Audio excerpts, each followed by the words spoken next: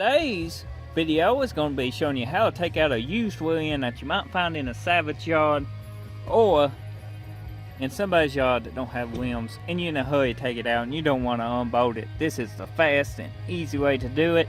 So the first thing you want to do is jack the wheel end up. It's on concrete blocks and that is not safe, but it'll work for now. But get you a jack and two and put on each side of this vehicle and jack it up.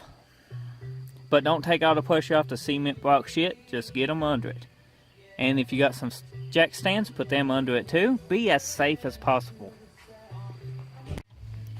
As I said before, jack the vehicle up. Isn't that right, Danny? Yes. Go get you a top to lay on, because you don't know what you lay on this. And, you know, you don't want to get muddy. Well, maybe you do. Maybe you're that type of person wants to play in the mud. Who am I to judge? But you need the tools for the job. We got a saw, a cobalt. It's got safety on it. Sounds good. And we got more tools, impacts, and all that good stuff. So, let's get started. What you want to do is come here, look at your end, find these two U-boats. One here and one here. And you're going to have to cut these. So you want to cut with the saw into those bolts. And try not to cut into the wheel end, because you get in a mess if you do. So take your time and don't rush it.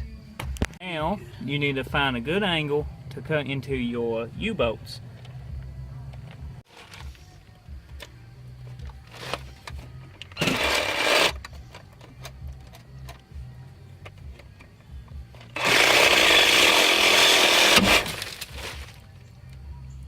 Cut your little link bar on both sides that holds your stabilizer bar to your wheel end. Just cut them right here and that will stay attached to your wheel end when you pull it out.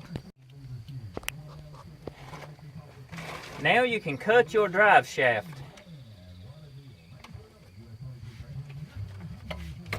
You can unbolt it, but we're just going to cut it.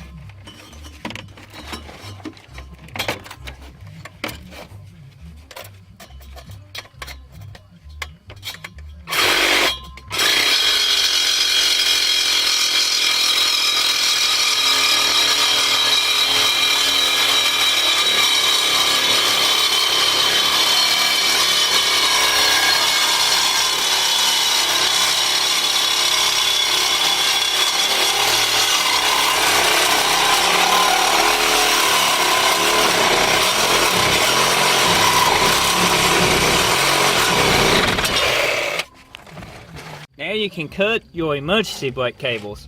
They will hold your wheel end in place if you do get it undone, and don't cut these. So just cut them in two with the saw.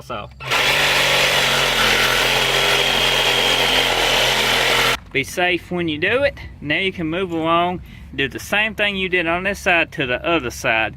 Now shocks on this is attached to this leaf spring mount, so you won't have to unbolt your shocks unless you find out that they're in your way. Some wheel ends you have to undo the shocks because they are attached to them, but this is not one of them.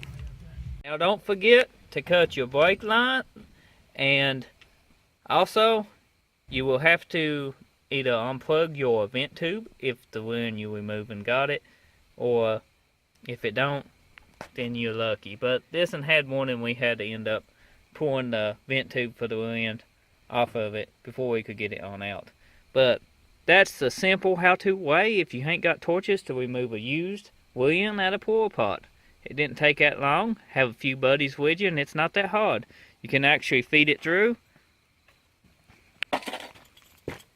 Just like so. You can feed it right over the leaf springs. So if you enjoyed this video, drop a like. Check my channel out for more content, more videos. And be sure to hit that subscribe button. I appreciate it if you do. And until the next video, we'll see you then.